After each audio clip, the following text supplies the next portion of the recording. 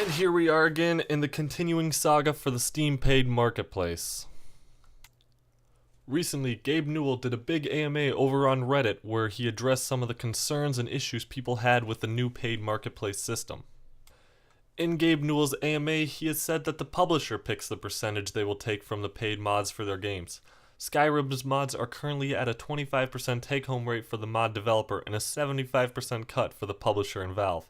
Bethesda is taking a whopping 50% and Valve is taking the remaining 25%. This was one of the big sticking points we'll talk about in a little bit. I want to get some of the smaller issues that were actually resolved in the AMA out of the way first. In my previous video, I had shown and found that the discussions for the new paid mods had been closed. Gabe has said in his AMA that the censorship is stupid and he would look into the paid mods discussion being closed while this process is under review. Another Reddit post claimed that the donation buttons were being removed from mods on the Steam Workshop. This was false. The link that was removed was using a URL shortener, which is one of the few areas where Valve has decided to try and help the consumer out a tiny bit. The PayPal links are still available and can be found on some of the larger mods. Back to the cuts though, we need to ask a few key questions about who's getting cuts and why. First up, why should Valve be getting a cut? They're hosting the mods, and any web engineer worth their salt will tell you reliable content hosting for distribution isn't cheap, especially for all the crap that gets shoveled onto the marketplace that sits at 0 downloads. But 25% is beyond excessive. There are reasons for taking a cut here for Valve, but an entire site has survived on 0% cut for almost 5 years. The site I'm talking about is called the Nexus. It's a major mod site by a fellow named Robin, also known as Dark One. He has said that it costs upwards of $500,000 a year to host the site and all the mods for a huge variety of games. The Nexus is primarily funded by ad revenue and donations, which shows that the 25% cut Valve is asking for is an incredibly greedy cash grab.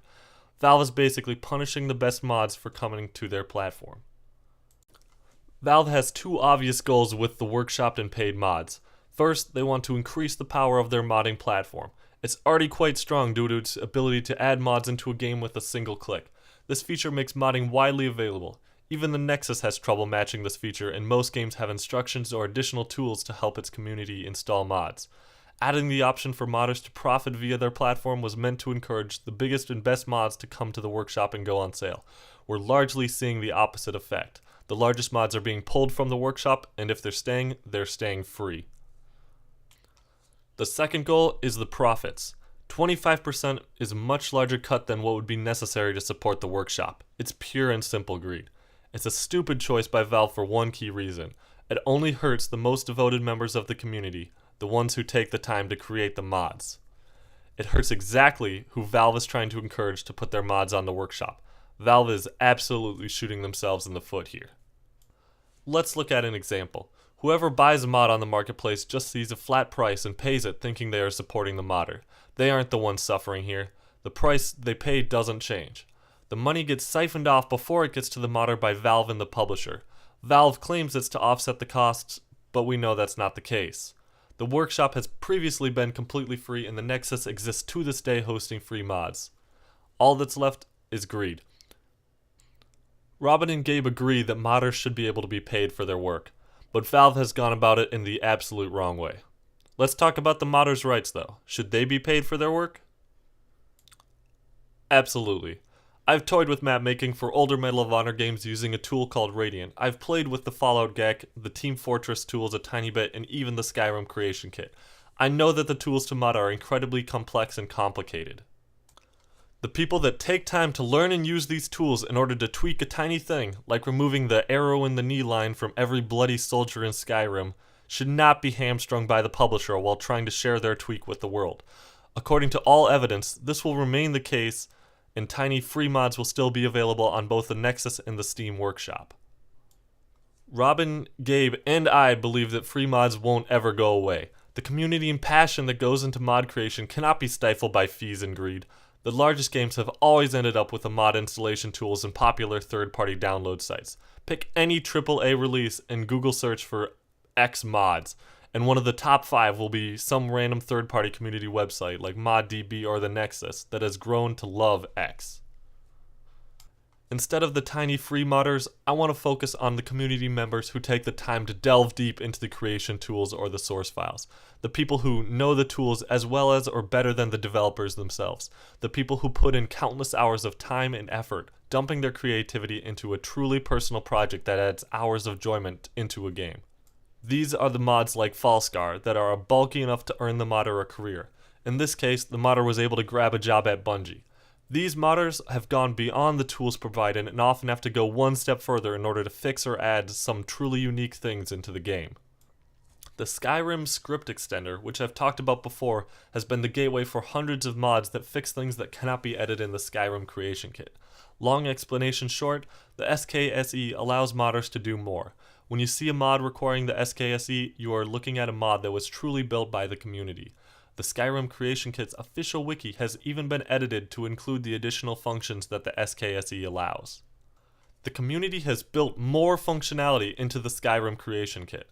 Bethesda has decided that the changes the SKSE allows are valuable enough to leave up on its wiki and evidently values its contributions, but only if it's free. If the SKSE wasn't free, would it still be on the wiki if Bethesda wasn't getting a 50% cut of its profits? Should Bethesda be getting a 50% cut of a mod that was supposed to fix the issues with the Skyrim Creation Kit in the game? Absolutely not. One of the most downloaded mods is the unofficial Skyrim patches. This just throws more gas on the fire to me. Bethesda wants 50% of a mod's revenue that exists solely to fix the issues with their game. It's absolutely absurd.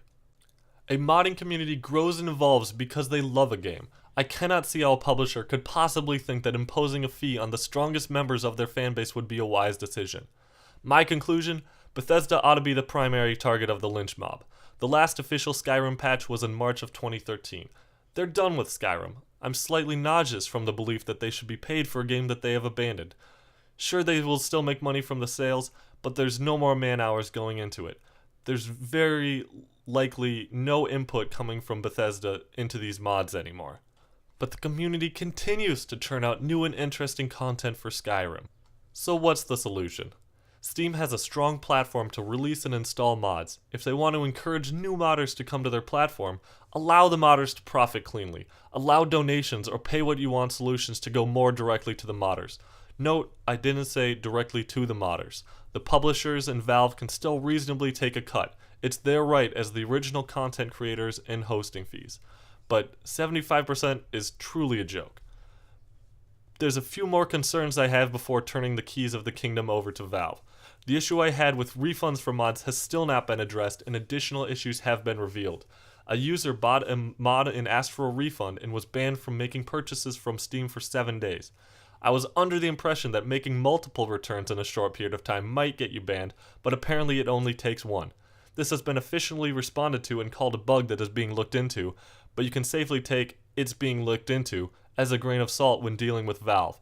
Maybe it will be fast-tracked while Valve is being blasted, but any other bugs after the lynch mob dies down will likely linger in the system for much longer. I truly hope that the Nexus and sites like it continue to exist, and I expect they will for a variety of reasons.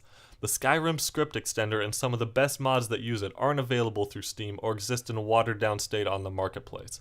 Robin talked about drawing a line which mods to accept and reject into the Nexus, and that line is significantly further than what Valve allows onto the marketplace.